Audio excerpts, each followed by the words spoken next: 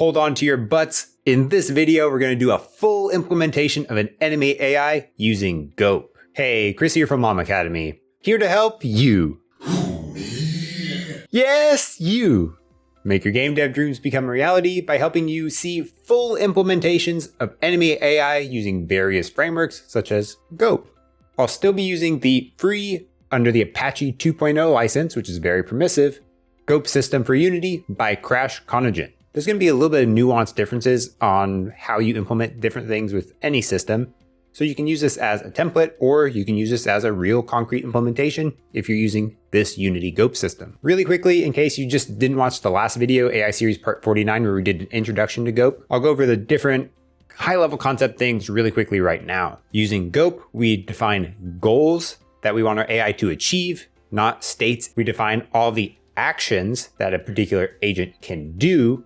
And then the GOAP system uses the actions along with the cost of doing a particular action, the effects that that action will have on the world state, and determines which plan of action should they take to achieve some particular goal. With all AI frameworks, we also have sensors that inform the AI about their knowledge of the world state or memory. So it can make decisions based on, if you're using a state machine or behavior tree, it can make decisions on which behavior to go to or which state to transition to.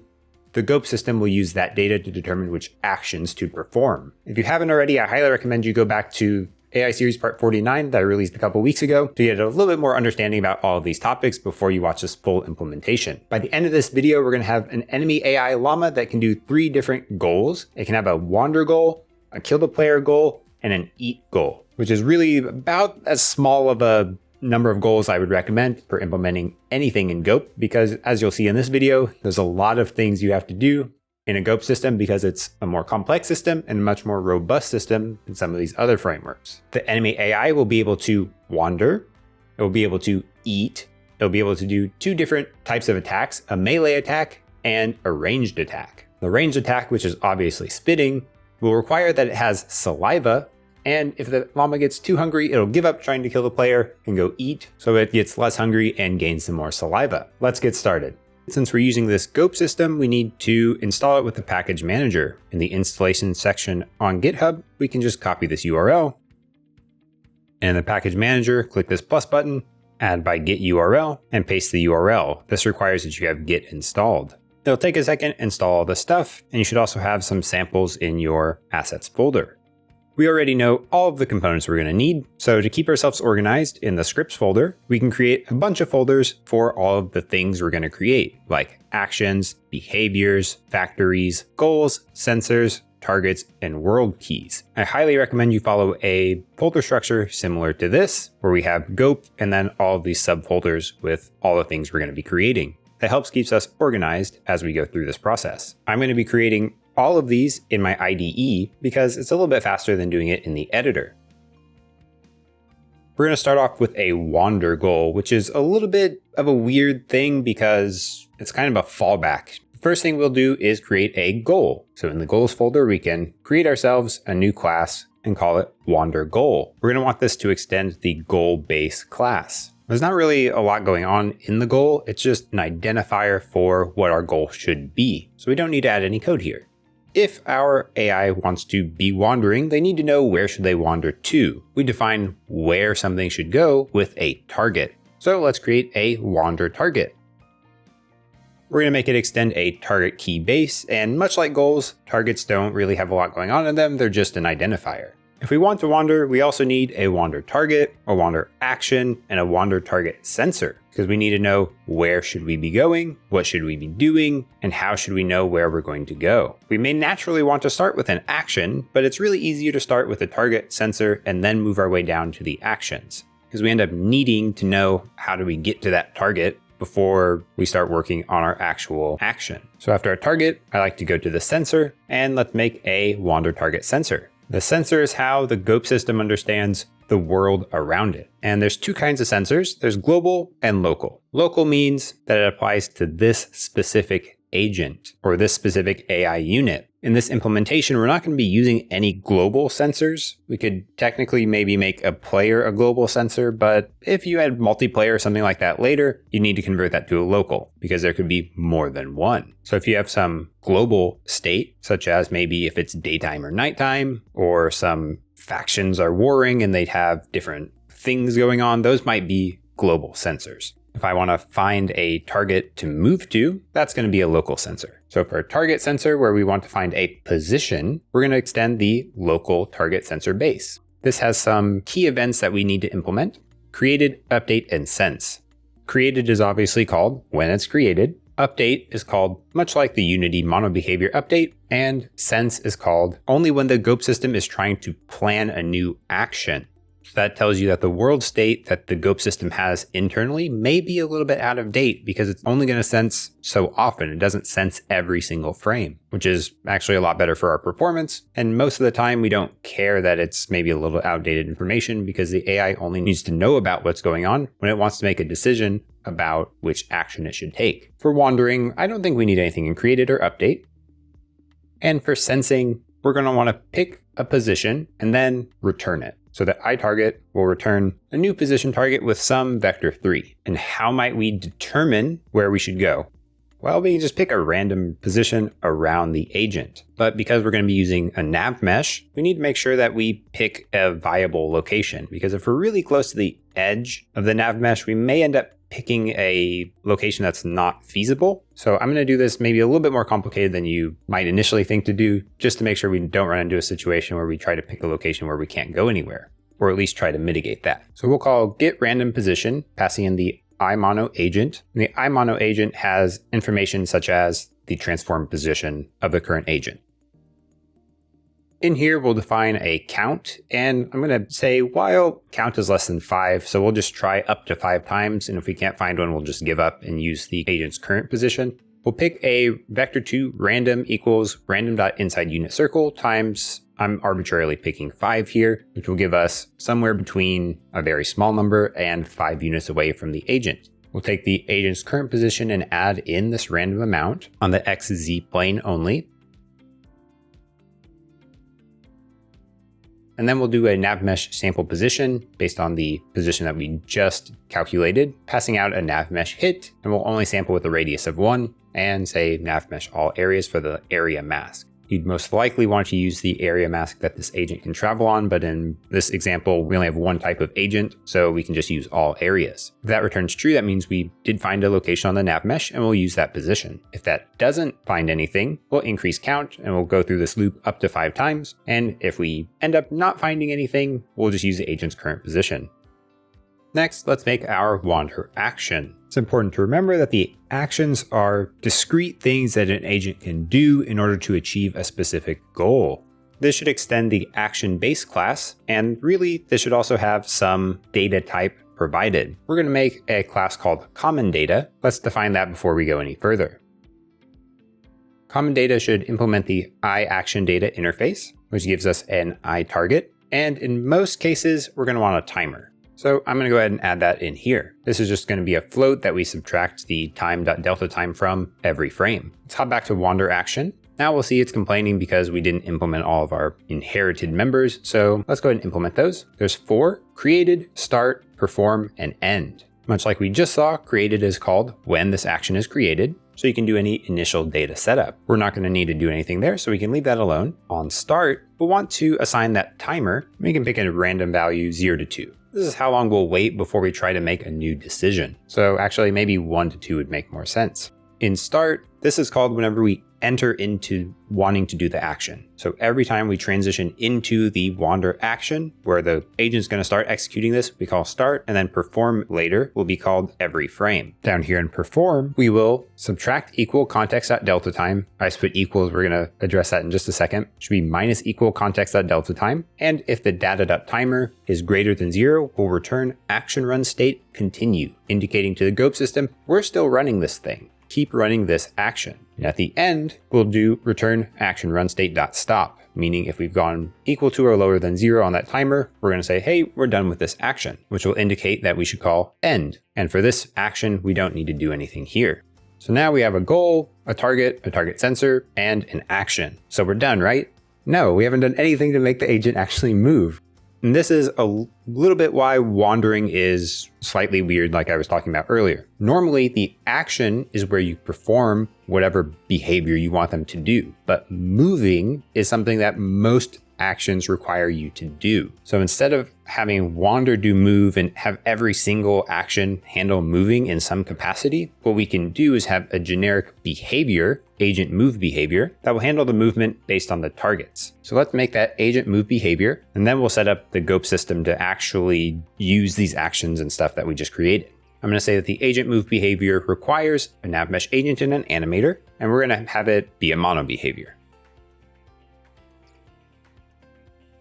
We'll define a NavMesh agent, and an animator, and assign those on awake.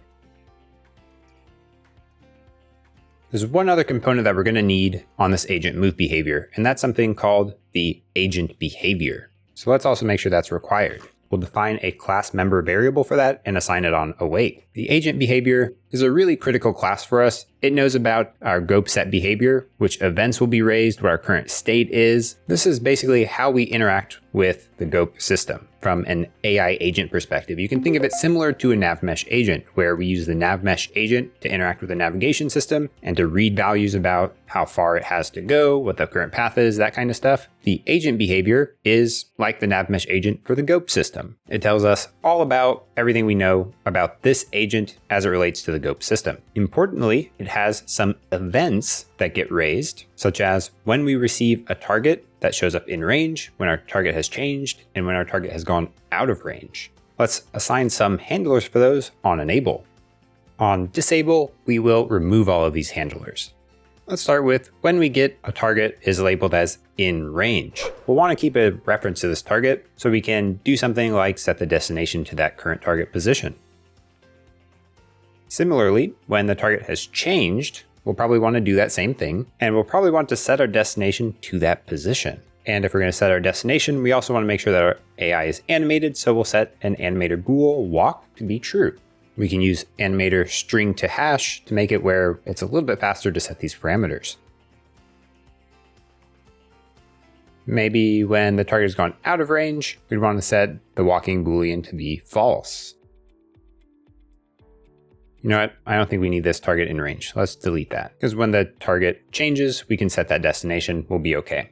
This target is most likely going to be a transform target. So if the player enters the range, we're going to want our AI to chase the player, not just to move to where they were when they first got assigned, right? We probably want our AI to follow the player, which means we need to check periodically if the player has moved some distance and then set the destination to that new position. I think then we need to use the update function for this. We can make private void update, check if current target is null. If it is, just return, because that means we don't have a target, we don't want to do anything. And then set the destination to that new position. And we probably also want to make sure that we're not saying that we're walking if we're standing still. So we can set the animator bool walk to be a value of if the NavMesh agent velocity magnitude is greater than 0.1. This is a little bit inefficient though, because we're going to be setting the destination every single frame, even if the player hasn't moved. So we can put some kind of a throttle here, a private float min move distance, and maybe we can set that to 0.25 by default. This also means we need to keep track of the last position. So let's make a private vector3 last position. Whenever we change targets, we'll set the last position to be the current position. And instead of setting the destination every frame in update, we can check if the min move distance is less than or equal to the distance between the current target and the last position. If so, we assign last position and then set the destination. So this will make it where if the player is not moving, we don't set the destination of the agent anymore. Now we have a generic way of handling movement that's not necessarily tied to our wander config. Let's move on to something we call a factory, which is where we'll set up our goals, our actions, and our sensors. We're going to make a class called GOAP set config factory and make that extend the GOAP set factory base.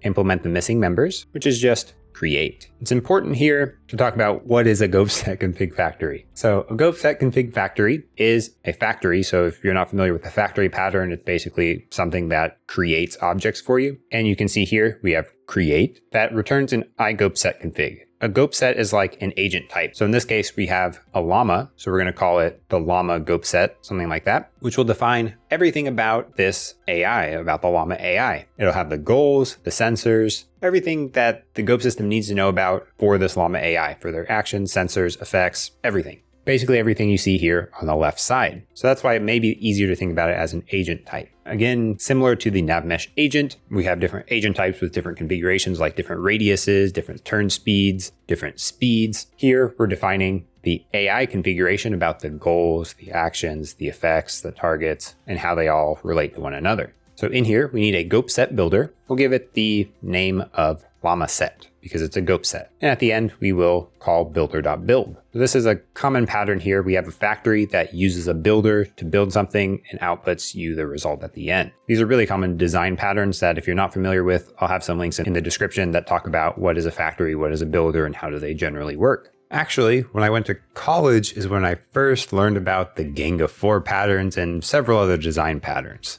And that's where I'd like to talk to you about today's video sponsor, Southern New Hampshire University, or SNHU. SNHU provides low-cost, affordable game development and computer science degrees that can help you level up your game dev skills. Many of you may not know, I have a software engineering degree, and I feel like it's added a lot of value just going to college, getting that degree, helped me understand how does software work, how do things like state machines work, for example, and how do video games work. Which is why I'm partnering with SNHU to bring you information about how you can get a college degree from an accredited university with 2 accredited degree programs that I want to talk to you about today. One is a computer science degree, which is very similar to the software engineering degree that I have, and a game design and game development degree if you're more interested in specializing in game design and development. In that degree program, you'll learn things like what we talked about on this channel about how to implement things with gameplay, AI, physics, all of these things that we talk about on this channel. You'll get structured lectures from university professors who have real-world experience. You can get either of these degrees online through SNHU at a really affordable price. If you're interested in learning more about these degree programs, you can go to snhu.edu/LlamAcademy, fill out the form there, and a real person will contact you to help you understand how these degree programs can specifically help you. Again, that's snhu.edu/LlamAcademy. Go there, fill out the contact form, and someone will contact you with more information about the specific degree program that you're interested in. Because we know we're going to have multiple goals, actions, and sensors we have to hook up, I'm going to make some functions here just saying build goals, provide the builder, build actions providing the builder, and build sensors providing the builder. We'll start by defining build goals, build actions, and build sensors.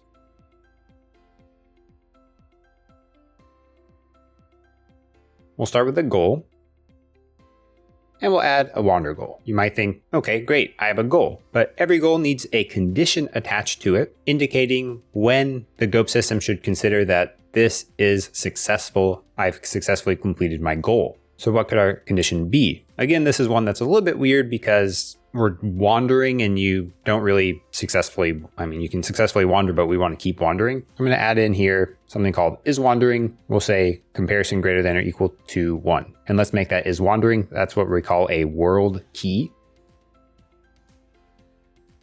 which should just extend the world key base class. Again, this is much like our goals and our targets. There's not really a lot going on there. That's just an identifier. The world keys define the conditions or the world state that we should be comparing some stuff to determine if our goals were successful or not. Now we can import that is wandering here, and we've successfully added a goal. In build actions, we can do builder.addAction, saying it's going to have the wander action. It's going to set the target to be that wander target we created, and the effect would be to increase is wandering, which would tell it that this is the right thing to do to achieve this condition. We can set a base cost and an in range. For wander, they're a little bit less important, but setting a base cost of 5 means it's a little bit expensive, and in range tells us when are we in range to do this action. I'm picking 10 for fun, and we'll see in a second that 10 is not a good value for this, and we'll talk about why that is in a minute. For the sensor, we'll add the wander target sensor, and we'll set the target to be the wander target. So hopefully here you can see this factory is how we link all of these things we just created together. We have our goal that we can tell if we met it or not with our world key. We have an action that will be using a wander target, and it will have some effect on the world setting is wandering to be increasing, and every action should have a cost and a range. Whenever we get to some other actions, these will make a little bit more sense. On the sensors, we say, hey, we have a target sensor, and it's going to be that wander target sensor. So this is going to be the thing to execute, and we're going to end up setting a wander target. So we've linked the action to the sensor and the effect to the condition on the goal. We're almost there where we can have our AI finally wander. We're just missing, how do we set the goal? With this system, we have a concept of a brain, which is basically how do we set goals? So in our behaviors, let's make a llama brain. This is just a normal mono behavior. And a key component is we need that agent behavior. On awake, we can get a reference to that. And on start, let's just set the goal to be wander goal. The Boolean you can provide here tells you whether you want to end the current action or not. So we can say false, it doesn't really matter on this one because they're not going to have a goal yet. Since we only have the one goal so far and we don't have to do anything else, that should be enough for us. There's one more thing before we go into the editor. In the behaviors, we need to create something called a GOAP set binder. This is just a normal mono behavior. What this is going to do is hook up our agent behavior to our GOAP set. You could do this in the brain maybe if you wanted to, but it's a little bit nice to have it separated out. So we'll get a reference to that GOAP runner behavior, call it GOAP runner. And on awake, we're going to get a reference to the agent behavior using get component. So in a second, we'll add a require component to that at the top and just set the agent.GOAP set to be GOAP runner.get GOAP set, passing in the ID that we created in our GOAP set config factory llama set. That way the agent knows which GOAP set it should be using. This isn't ideal on assigning the GOAP runner this way because if you need to spawn agents dynamically at runtime, you'll need a different way of handling this. You can't serialize them with reference to the scene if you're just spawning prefabs in. So whenever you spawn in your agents, you'd also have to hook up the GOAP runner. So let's hop back to the Unity editor. And to get started, we have to create a couple of objects. Let's start with a new empty object. And we'll call it GOAP config, move it towards the top of the scene. And we need to attach a couple of things here. The GOAP set config factory. Make sure we're using the one we created. If we click validate, it'll tell us we didn't mess up anything in the configuration so far. If you get a warning or an error here, that means that our GOAP set config factory was missing something, and you usually get a pretty good error message telling you what's wrong. We also need a GOAP behavior runner. Give it a GOAP set config factory and hook up our GOAP set config factory here. That's all for now. On the llama GOAP that has our nav mesh agent, our animator, all that kind of stuff, we need to add a couple of things. First, let's attach the agent behavior, then the agent move behavior and the llama brain. And of course, also on the llama, we need the GOAP set binder, and we'll hook up that GOAP runner. Now we should be good to go. Let's give it a shot. Check it out. The agent's moving, picking random locations around them, and wandering very quickly. The reason he's moving around so much is we set the range to be 10. So as soon as our timer runs out, he's just picking a new location. If you set the range to be much smaller, maybe the same as the stopping distance of your agent, then whenever they get close, that's when they'll be marked as in range, which would then say that our action has been successfully completed. Next, let's make the enemy AI have an attack. We can of course do this in a few ways. The way we're going to do it is pretty similar to the other full implementation videos where we did state machine and behavior trees, where we'll have a sensor slightly different from the GOAP sensor that will raise an event whenever the player comes into range. That way we don't have to use one of these GOAP sensors that we have to run something like physics overlap sphere every frame, which makes it just a lot more efficient. We could do it with a normal sensor, but it just wouldn't be quite as efficient and be a little bit harder to set the goal from the llama brain. Remember that we don't want to pick a goal like melee the player is my goal. Meleeing the player is an action that we'll take to potentially achieve the goal of killing the player. So why don't we make a kill the player goal? Remember that to set a goal in our GOAP set config factory, we need a condition, and that's tied to a world key. So maybe we'll make a world key like player health. Remember to make that extend the world key base. And we're going to need a player target to track our player. So let's make one of those. Next, we're going to do our player target sensor. This isn't the sensor I just talked about. This is a GOAP sensor, and I'm going to make this, again, a local target sensor base, not a global target. In this particular example, because we only have one player, this could probably be a global target. But if you're thinking about multiplayer at all, then probably makes sense to be a local target so the enemy only knows about the players nearby them. We again don't need to do anything in created or update. And when we want to sense for the player, we're going to want to do a physics overlap sphere to find the player within some range. If we can't find it, then we'll know that the player is not nearby, so we can't do this action. And here's where we start getting maybe into a little bit of a pickle. You may have noticed so far, we've been just hard coding values into our actions and our behaviors and our sensors. All of these things we've been just putting in random numbers. That's not very good because we don't have an easy way to change those. So before we go any further here, adding in our radius and our layer mask, why don't we start making some progress on allowing us to configure these things? I'll make a new folder called config, and why don't we make something like an attack config scriptable object? We provide the create asset menu attribute that allows us to create it from the assets menu. We can provide a menu name of AI attack config, a file name of attack config, that's just the default name, and maybe an order of 1. This is just going to be a data container. It's just going to hold values for us, and it'll allow us to edit it in the Unity editor instead of having to recompile our code every time we want to try to make a change. I'm going to put in a couple of key things here, and all of these are going to be public. A float sensor radius that'll set to 10 by default, and that's going to be how far away from the agent we can sense the player. The melee attack radius, which will be how far away from the player we can be and perform this attack. The melee attack cost, which will feed to the GOAP system. A layer mask to try to find the player on. And of course, an attack delay, so we know how frequently we can attack.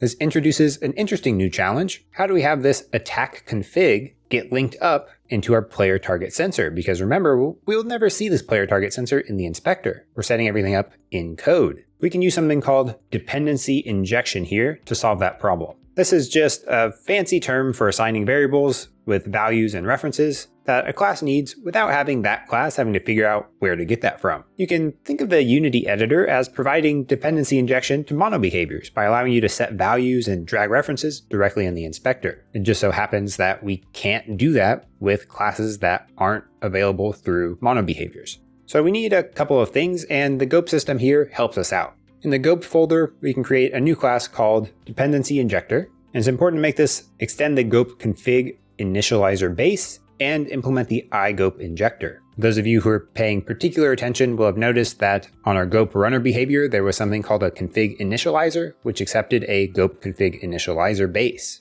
Let's go ahead and implement all of the available functions. And in here, we'll make a public attack config scriptable object attack config. So we'll be able to use our dependency injector and have this attack config available to any classes that need it. On a init config, we just need to set the config GOAP injector to be this. In order to inject something though, we're going to need to know if it's the right type of thing that can be injected to. So we'll make a new class, a new interface called iInjectable, which will just have a public void inject that accepts our dependency injector. That allows us then, in our inject functions here, which are called automatically by the GOAP system, to check if, for example, the action should have something injected into it. We can check if this action is injectable and get a reference to that injectable, and then inject this. And we're going to do the exact same thing for each of these functions. What that does is then within an iGoal base, iWorld sensor, iTarget sensor, whatever this type is, we'll have a reference to this class, which will have our attack configs set up. That means back in our player target sensor, we can make this injectable. Implement that interface where now we have a reference to dependency injector and get a reference to that attack config. Now when we want to do a physics overlap sphere non-alloc, we can pull this radius directly from the attack config scriptable object. We need to provide some colliders as well for results, and since we know there's only going to be one player right now, we can make that a really small array. We'll just check if that overlap sphere returns us a number that's greater than 0. If that's true, that means we can return a new transform target based on the transform of the collider that was hit. What we've done then is allowed us to not have to hard code some numbers in here for the attackable layer mass, the sensor radius, and all of that kind of stuff. We'll go back and do something for the wander config like that in a minute. Let's finish up attacking the player first. Now it looks like we're missing our action. So let's create a melee attack action. We'll do something really similar to what we did before, making it extend the action base with an attack data type, and it should be injectable so we can get that configuration from our attack config scriptable object. We're going to need a little bit more information than what we got on common data. So we're going to make a new class attack data. We'll make the attack data extend common data. So we're going to have that target and the timer still. And additionally, we'll add in a public static read-only int attack, which will be the parameter name from the animator, animator.string-to-hash-attack, and we'll want a reference to an animator, which we can use the get component attribute, which comes from this GOAP system, public animator, and we'll provide a get and set. This get component attribute makes it so we don't have to go and do the get component ourselves. It'll get populated automatically. Coming back to the melee action, let's go ahead and implement all the stuff required here. Created, we don't need. Before we do start or actually do anything with any of these other ones, let's go ahead and set up the injection. We'll define that private attack config scriptable object attack config, and when we get injected, we'll assign a reference to the injector attack config. Then on start, we can set up our timer based on the attack delay. Now here, remember, we shouldn't need a behavior for attacking. It should be performed within the action, because this is an action that the AI should be able to do. So within perform, which is called every frame that the action is running, let's subtract our timer from our context delta time. We'll assign a Boolean should attack to be if the data target is not null and we're within the melee attack radius. We can then set the animator bool attack to be if we should attack or not. So we play our animation. If we should attack, we're going to make sure that the agent's looking at the target. And then we'll return either action run state continue or stop, depending on if our timers run out. This allows the agent to continue to sense periodically, even while it's traveling towards the player. Because once the timers run out, we said, hey, stop this action, sense again, see if you should be doing something else at this time. In end, we're going to set the animator bool attack to be false because we don't want to be attacking anymore. And that's all we need to do in this action. So we don't have any hard-coded stuff in here. It all comes from a scriptable object that gets injected automatically for us by the system. And we can refer to that while we're performing the action. Pretty cool. I think that's enough for us to hop into the GOAP set config factory. And let's see if we need to add anything else when we're trying to set up these goals, actions, and sensors. Adding in a goal, we say we want to kill the player. And the condition should be that the player health is less than or equal to 0. For setting the action, in here we can add an action, the melee action, set the target to be the player target, add an effect that the player health will be decreased, so we know to choose this action to achieve the kill player goal, and of course we need to add a base cost and an in range, but we need to get those from our attack config scriptable object. At the top we can require component type of dependency injector and define a private dependency injector and get that on create. Set the base cost to be the melee attack cost. And we're going to set in range to be the sensor radius. Why? Because if we set in range to only be the melee attack radius, this won't get chosen unless we're within melee range. So we want them to start trying to melee when they come within sensor radius and then be marked done whenever they get within melee radius and have performed some attacks. That looks good. Let's move on to the sensors. Simply add a player target sensor and set the target to be the player target. So it's very much the same as what we just did. A new goal, setting the condition to be player health less than or equal to 0, says that we've completed that goal, saying that we have an action called melee action that uses a player target, which is assigned from our player target sensor. And the effect of that will be to decrease the health. So this action will be chosen to try to accomplish this goal. And we set the base cost and in range based on the radiuses and the melee attack cost. Something I've covered several times so far, so I'll just, instead of writing it out, I'll just go through it really quickly with you, is the player sensor, which has a sphere collider on it. It's a required component. This will just raise a player enter and exit event based on the on-trigger enter and on-trigger exit callbacks. So these are raised by the physics engine whenever something comes in, if it has a rigid body or character controller, because this is expected to be marked a trigger. This allows us, whenever we go to the Llama brain, for example, to add in a reference to that player sensor. Maybe also this would have a reference to the attack config. And on enable, we can assign listeners to that callback, and on disable, we can remove them. For now, whenever the player enters, let's just immediately set the goal to be kill the player, interrupting our current action. So it happens very quickly and the AI becomes very responsive. On player exit, we can set the goal back to wander, again interrupting the action. On disable, we'll just remove these callbacks.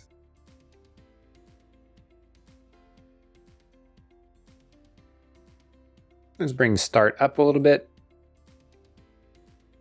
And it might be useful to set up the radius of this collider based on our attack config scriptable object. Let's come back to the Unity editor. In the assets folder, we can create a new folder called config. And in here, if we just right click, create AI attack config, let's call it Llama attack config. This has probably pretty reasonable stuff at the beginning. Maybe melee attack cost should be a little bit higher, maybe like 3. And let's say that they should only be able to attack things on the player layer. And I realize now I haven't reused the project from a previous time, so let's look at the layer setup. If you don't have any layers set up, you can go to project settings. We can go to tags and layers and add in player enemy sensors. Roll impact sensors not really useful.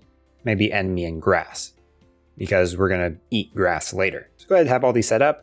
You can also configure in the physics, how everything collides with one another. I don't think any of these are super important, other than maybe, let's say, enemy sensors and player should interact with one another and nothing else.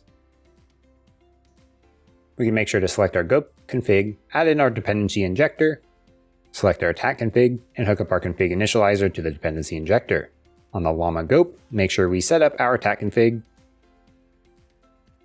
And our player sensor needs to also be configured, which is just going to be a sphere collider on the enemy sensors layer where we attach the player sensor script and make sure we have that collider there. Well, it gets it on awake, so you don't have to assign that. Really importantly, make sure is trigger is true. And this layer, enemy sensor, really important. Make sure it's also a child of your object, so whenever your llama moves, that also moves with it. It's important to note with the way that we're setting up our player sensor that our base model needs to be of scale 1. If we scale it up to something like 1.5 with a radius of 5 on our player sensor, then that scales up our attack config radius by 1.5, which makes it too large. I actually recorded most of this video with the llama at 1.5 scale, which makes our attack radius too large in most cases. And finally, make sure also that your player that has the character controller or some kind of collider is on the player layer. Otherwise, it's not going to collide properly with our enemy sensor.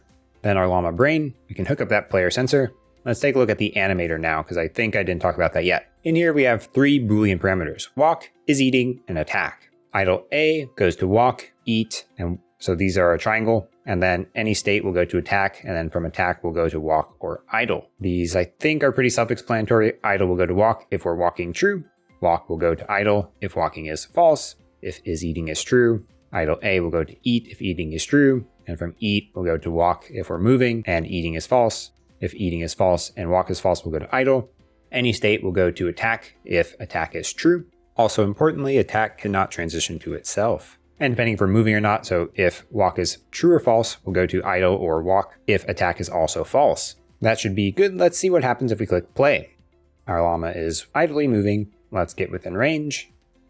And now they're chasing my player. When they get close, they start attacking. We probably need to increase the stopping distance a little bit of the llama so he doesn't get so close and do that, but he's attacking.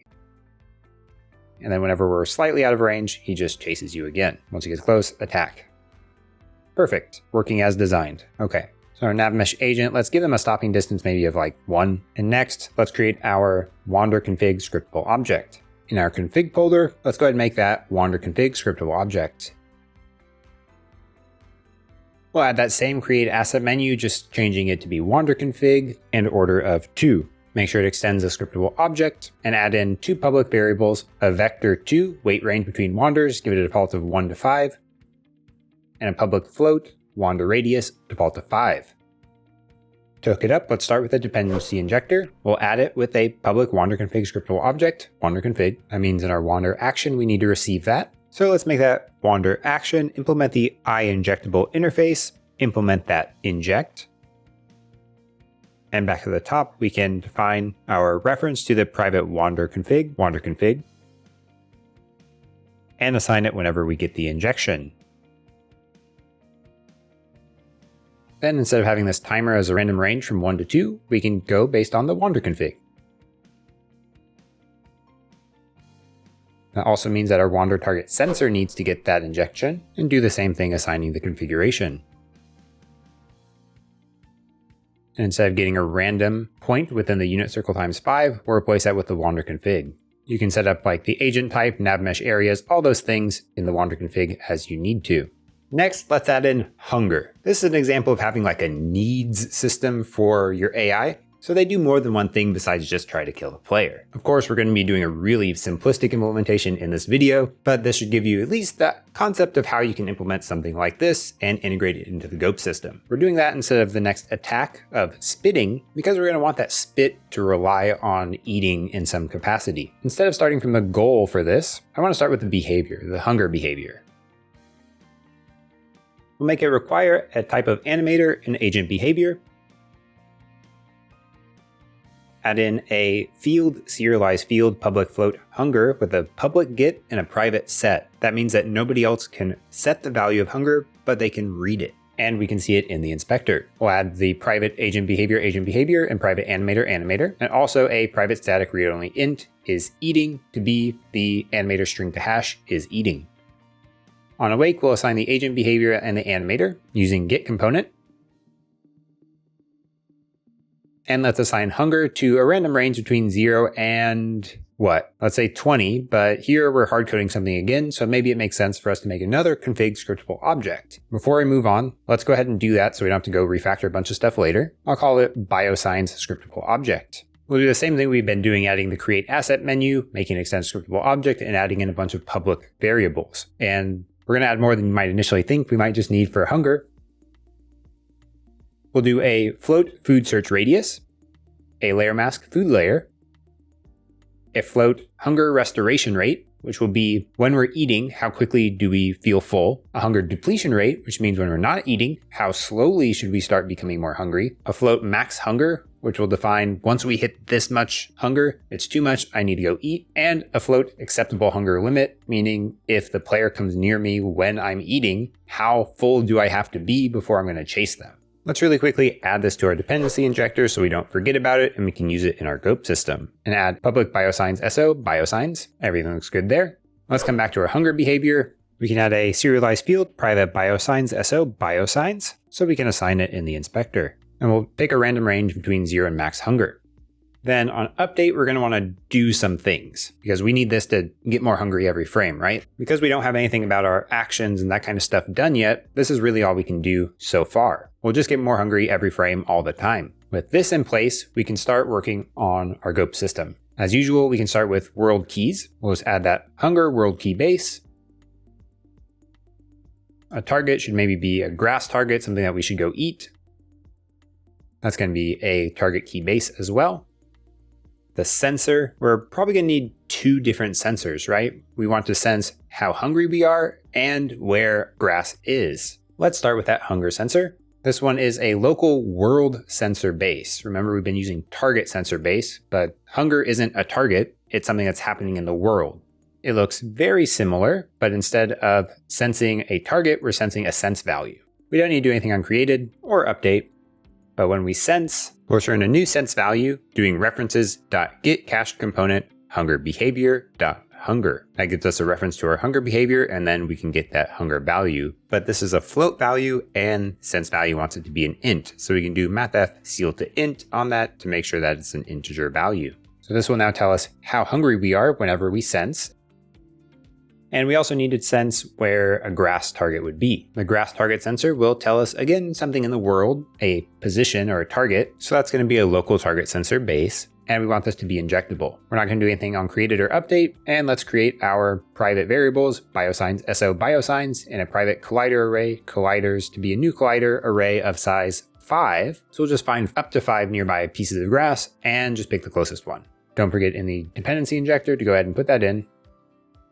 And when we're sensing, let's first get a reference to the agent position. Calculate how many hits using physics overlap sphere non-alloc.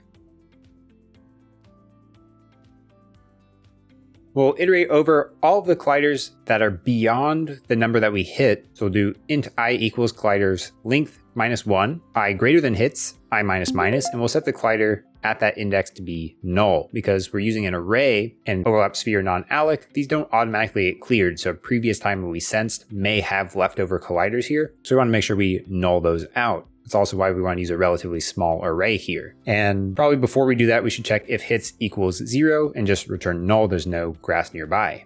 If we made it through all of that, what we want to do is order the colliders by distance. So we can do colliders equals colliders.orderBy, passing in a delegate function here, colliders fat arrow, checking if collider's null, then give it a value of something big like 999, or maybe something better is float.maxValue. And if collider's not null, we'll get the square magnitude between the collider position and the agent position, and we'll give that back into the array format. That way we can return a new position target using only the first collider transform position. This is important because physics overlap sphere non-alloc doesn't give you objects necessarily in order of distance from the origin. They just give you them in whatever order they felt like giving you.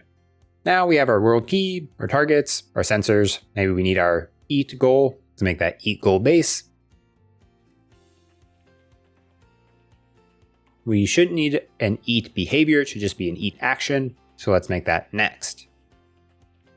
And this eat action will make it extend the action base of type eat action data. So we're just going to define data right here because only the eat action is going to need this data. So it can be a class defined within this class. In there, we'll make it extend the common data and make it have a public hunger behavior, hunger, with a public get and set with the get component attribute. So it'll automatically get populated for us. Let's go ahead and implement all those missing behaviors. I'm going to move the data back to the bottom. Let's make this injectable as well. I wasn't planning to do this. I did this a little bit differently, so we'll see how this turns out. This never goes well when I'm like 3 hours deep into recording and decide to do something on the fly. Okay, so inject the biosigns here. And on start, what we can do is disable the hunger behavior. That will stop our hunger from going up every frame. Then we can set up our timer. I'm gonna set the timer to be just 1 second. This can be configurable in biosigns, but this way we'll check once per second if we should keep eating or if we should do something else. Now in perform, this is where we're actually going to eat, right? We'll subtract the context delta time from the timer, and we'll check if the data target is null or the hunger is less than or equal to 0, meaning we're full, we can stop running this action. Otherwise, we want to keep running this action. But we also need to do some animation, right? So it looks like we need another get component on our data for animator. So when we end the action, we can set the animator bool is eating to be false, which probably I need to pull that from the hunger behavior. We probably don't need either of these in here anymore. That simplifies hunger behavior.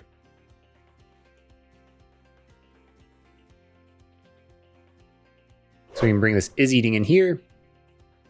And whenever we start eating, we can set is eating to be true.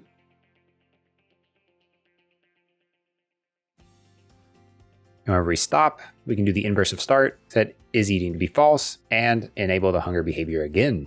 I actually haven't tested this. We're going to see if this works together. Let's go to our GOAP set config factory and set up our goals. So again, add the goal, eat goal with condition, hunger is less than or equal to 0, meaning we are no longer hungry, means this goal was achieved.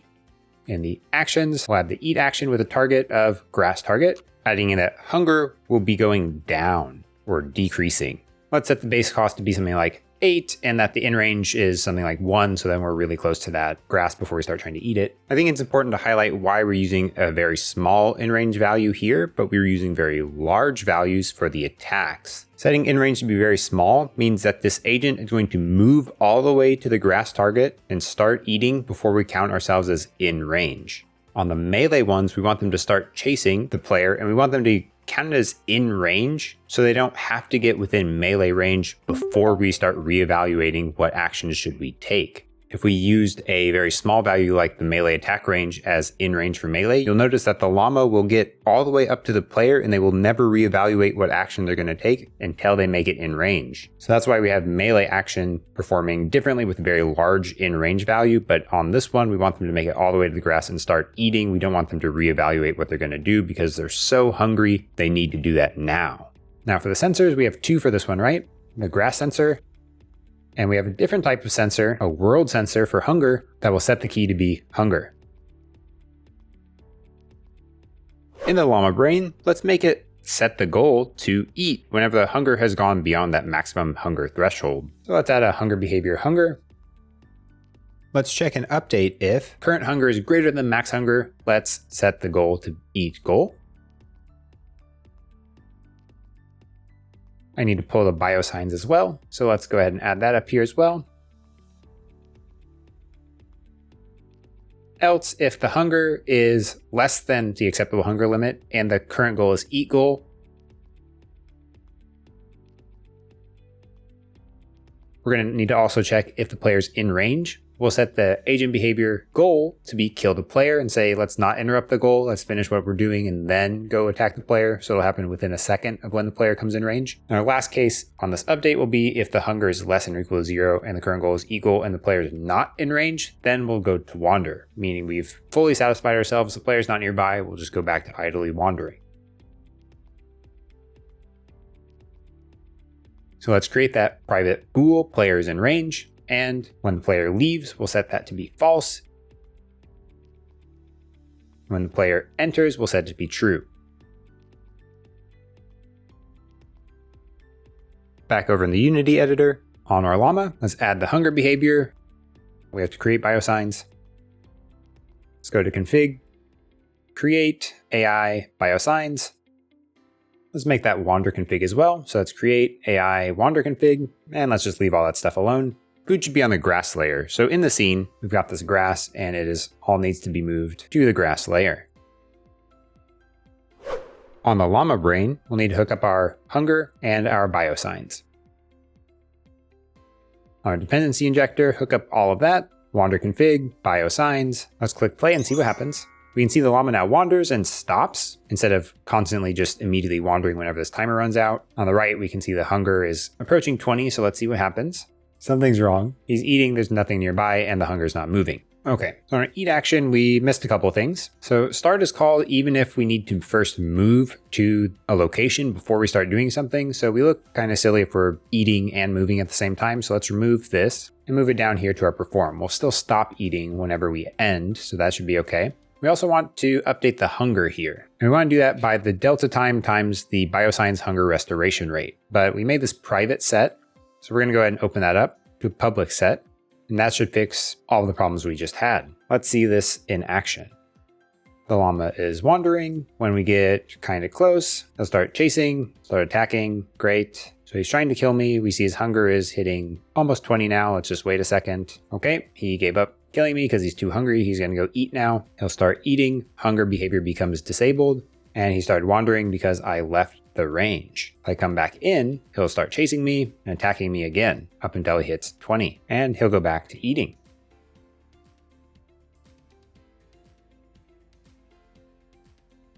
So something important that we just saw there was I left the range and he immediately stopped eating. So something on our llama brain isn't quite right yet. So when the player leaves, we always immediately set our goal here, which probably isn't good. Instead, whenever the player enters and leaves, we want to perform similar logic to what we do here. So we might be able to refactor this out and call set goal instead of just doing this.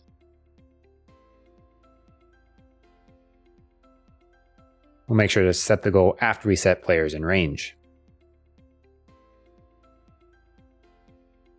And we can see if I come and leave in this player sensor, he doesn't start changing his goal until his hunger is low enough to actually do something about it. Perfect. I think one last action to add in to really tie all this together would be to add in a spit action. And before we just jump into that, if we think about spit, that's probably going to be a ranged attack. We don't want to be right up next to the player and start just spitting on them. That'd be a little bit weird. So from a distance, that can be a ranged attack. And if I'm going to spit, I probably need some kind of saliva to spit. So we can add in something similar to what we did with hunger, but the inverse where it'd go down over time. And we need to have a certain amount before we can do that spit attack. So this means we need to keep track of both how much saliva we have and the distance to the player to determine whether we should or should not spit. Those will be conditions and effects that we'll be adding in whenever we're building our action. Let's take a look at it. Let's start with the saliva, which will behave similarly but inversely to hunger, where over time it decreases, and let's just say that whenever you eat, you gain more saliva. In our biosigns scriptable object, let's add in some stuff about the saliva. We'll add a public float spit restoration rate, give it a default of 0.25, and a public float spit depletion rate, give it a default of 0.01. Importantly, we also need a game object that will handle this spit that projects out. I've covered this a couple of times, so let's just take a look at it. In here, we're going to have a just basic mono behavior that has an auto destroy time. So after this thing becomes enabled, we'll start a coroutine to delay disable it, which will just create a wait for seconds based on the auto destroy time, wait a frame, add force to that rigid body based on the forward and the force mount, wait for that wait for seconds, and then finally disable the game object. So we're expecting these are going to be pooled objects. On disable, we'll make sure to reset the velocity so it doesn't go anywhere, and we don't have any residual velocity whenever we enable it again. Whenever it has on trigger enter, it'll set itself to be false and maybe cause some damage. So this is a self-contained projectile that just goes in a straight line after it becomes enabled. Let's start setting up our world keys. We'll want something like saliva.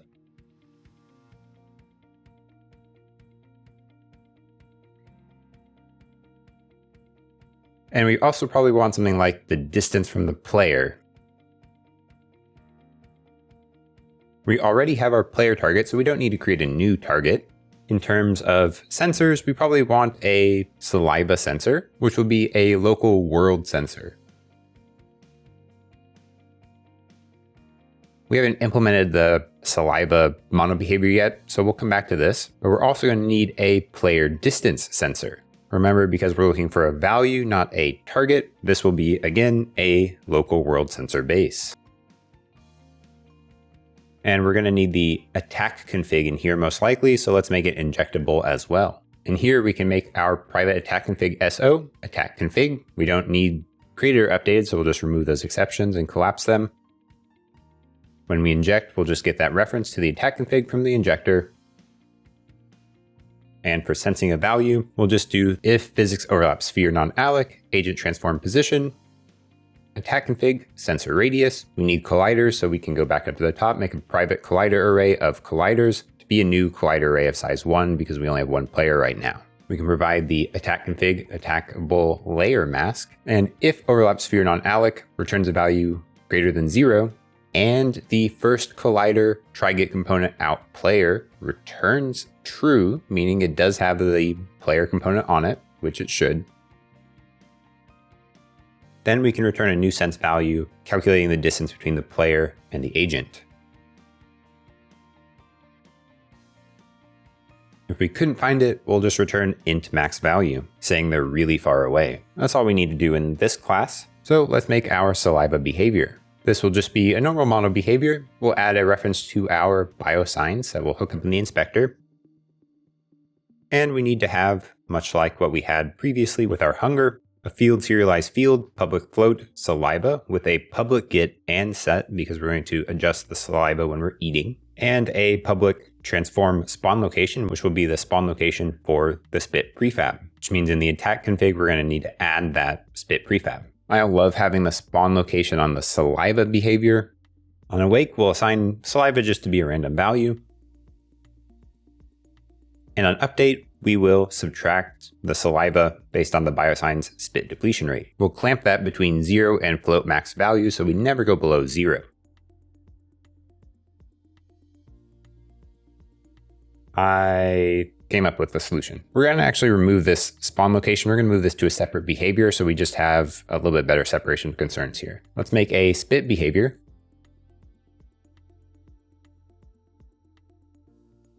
Where we'll add that spawn location, and this spit behavior is going to be something that catches an animation event from our animation, because whenever we're doing the attack animation, the llama gets a little like head bob, and whenever they hit the forward part of that is when we're going to want to spawn the spit. So we're going to raise an animation event, and we need a mono behavior to catch that. So that's going to be this behavior, and that's going to be called begin spit. So what we'll do here is create a delegate function that we can invoke called spawn spit event. And we'll raise that event whenever this animation event comes in.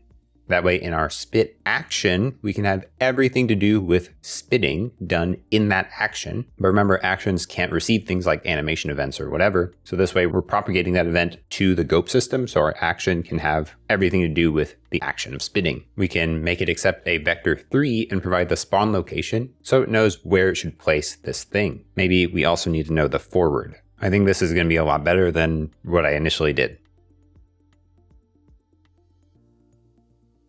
Let's make that spit action and hop in.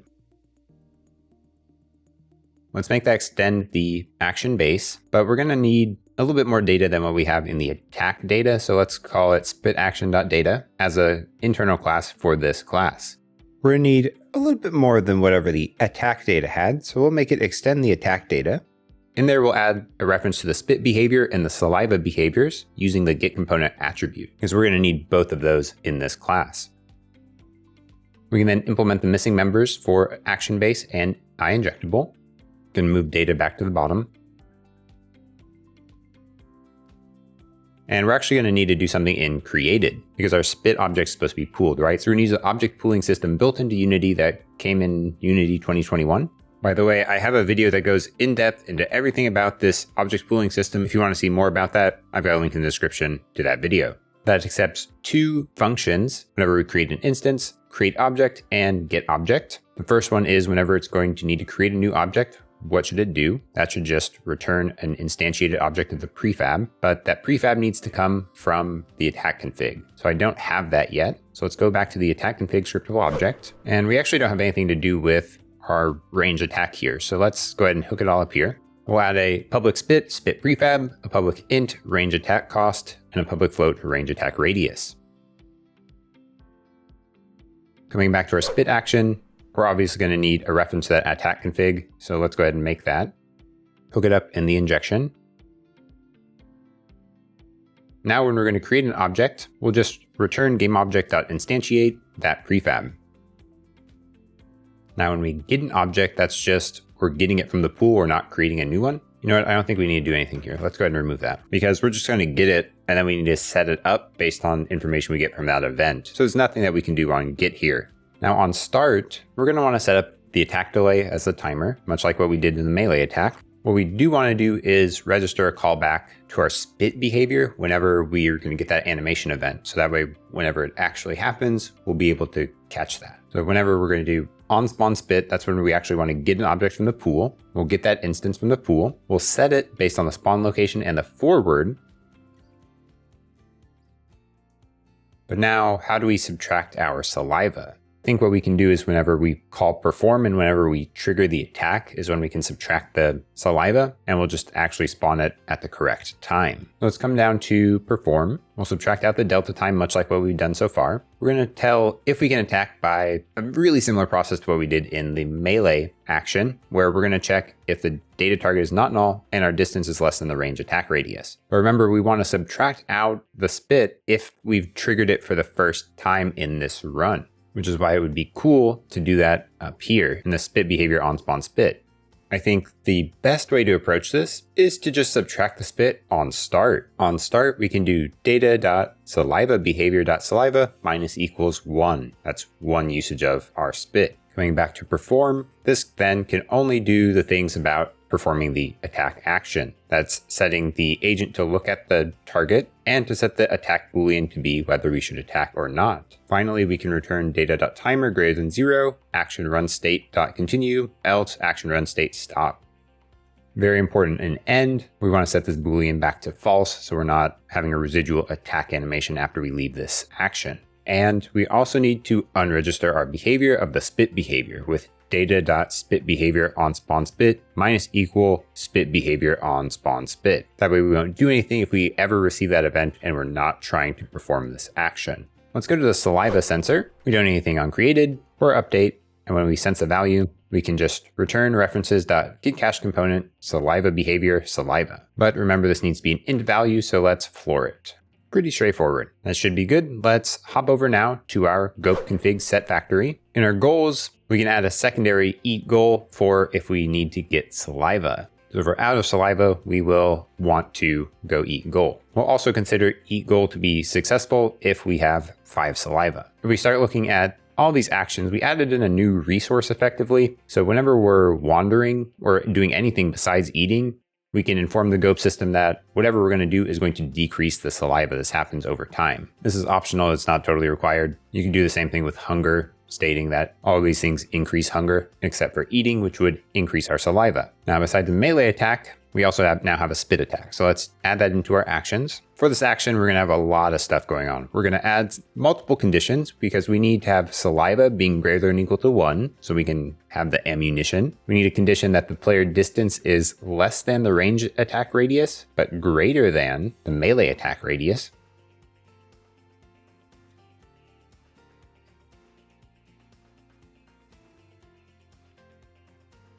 We're going to set the target to be the player target, and we're going to add some effects that the player health would be decreased and saliva would be decreased. we can set the base cost to be the injector attack config range attack cost, and the set in range to also be the sensor radius. Both the melee and the spit action are marked as in range when we can sense the player, and the actions handle whether or not we should actually perform the spitting or the attacking. Finally, for our sensors, we can add in the player distance world sensor, setting the key to be the player distance. And we can add in a world sensor for the saliva sensor, setting the key to be the saliva. We already have the player target through the player target sensor, so that should be good.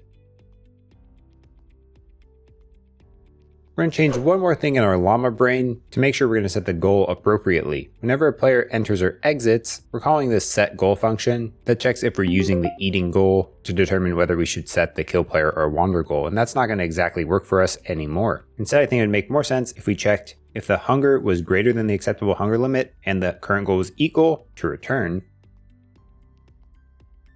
And if we don't hit that, then we'll set the goal to kill the player. This way we'll much more responsibly set the goal to kill the player. On player exit, we can do a very similar thing. If the hunger is greater than 0 and the current goal is equal, we'll just return. And in any other case, we will set the goal to be wander. Let's hop back to the Unity editor. We need to attach those new behaviors to the llama. That's the spit behavior. We can hook up the spawn location and the saliva behavior, setting up those biosigns. In our attack config, we'll need to set up that spit prefab, which I have already created. I'm using the same base project. The spit is just a rigid body on the enemy sensors layer, just because that collides with the player already. It has a rigid body with some mass. You want to make sure that it also has a trigger collider on it, whatever type you want, and it has that spit script attached. We'll leave the rest of these configs alone. The biosigns looks okay. I don't know if you caught that, but a second ago I assigned the player sensor to the spit spawn location, not the spit spawn location. So this spit spawn location is just a transform position at the nose of the llama. We need to be using that so the spit spawns at the correct location. To catch an animation event, we can select our FBX or a model that has all the animations, select our clip. For example, we want to use attack for this one. If we scroll down, there's something called events. In this window down here, we can see at which point we would like that event to spawn. So I chose right around here. You can click this little plus add event button, name your function, and this needs to exactly match what you have in the code. And I'm not providing any of these things. That's why we use the int discard parameter on that function. Let's go ahead and click play. And importantly, we can go to Tools, GOAP, Node Viewer, which will show us the current available goals and the plans that the agent has available, as well as the current conditions and the world state as the GOAP system understands it. We can see that we are not going to use the spit action because we don't have enough saliva right now, but he will perform the melee action. If we cheat a little bit and give him some saliva and move out of range, we'll start seeing that he spits at me until he runs out of saliva, then he goes back to the melee action. Once the hunger hits 20 or 21, he'll go and start eating because he's both out of saliva and he's too hungry. He'll eat until either the saliva or the hunger goal becomes fulfilled. And we'll see once his hunger reaches 0, he'll turn, look at me, and spit. That's perfect. That means he's doing look at, spitting, and the spit spawns after he's performed the right amount of attack. Once he runs out of spit or becomes in melee range, then he transitions over to the melee attack. If you made it to the end, congratulations. This was a really long video, I know, but I hope it really helps you understand everything, all the things that go into making that GOAP AI. And as you can tell, it's a little bit more complex than just doing a state machine or a behavior tree, but it also adds a lot more power into what your AI can do. The workflow is a little bit different as well, but once you get a hang of, okay, this is how I work in a GOAP system, it really becomes not that challenging to do that mindset shift. Generally, when we're getting more powerful tools, it also adds complexity because we need to abstract some stuff out and make sure we have really solid separation of concerns. And that's, I think, where a lot of the time went into this video, was just making sure we hooked up all the things and explaining why did we move things over here or whatever. Using this system was a really great experience. It was pretty straightforward to understand how do I do all these things. And I actually was talking with Crash Conagen some about the system and some plans in the future. It sounds like some really great things are coming in the pretty near future to make this an even better system. So I appreciate that this is a repository available to us to use in our projects for free, and all the time and effort that he put into making that system. Make sure you go over to GitHub and at least leave him a star. And you can also sponsor his repository if you're going to use it in a big project, and it's going to help you out a lot. That can be either a one-time or a recurring contribution, depending on the scope of your game and what you can financially do. And if you got value out of this video, make sure you've liked and subscribed to help the channel grow, reach more people, and bring more awareness into how to do AI with GOAP. You can also show your support for the channel by checking out the affiliate links in the description. That gives me a small percentage of the purchase price at no additional charge to you and helps me out a lot. Actually, there's more revenue that comes through there than from YouTube ads. So thank you everyone who's already doing that. If you want to show your support directly, you can become a YouTube member or go to patreon.com/LlamAcademy and become a Patreon supporter. Both those give you access to monthly polls where you can help drive the direction of the channel. You can also get shoutouts starting at the awesome tier, and at the highest phenomenal tier, there's Andrew Bowen. At the tremendous tier, you get access to a Patreon exclusive dissolve shader. At the awesome tier, there's Ivan, Rulin, Iphiopoulos, and Perry, and Mustafa. There's also all of these great supporters. Thank you all for your support. I am so incredibly grateful.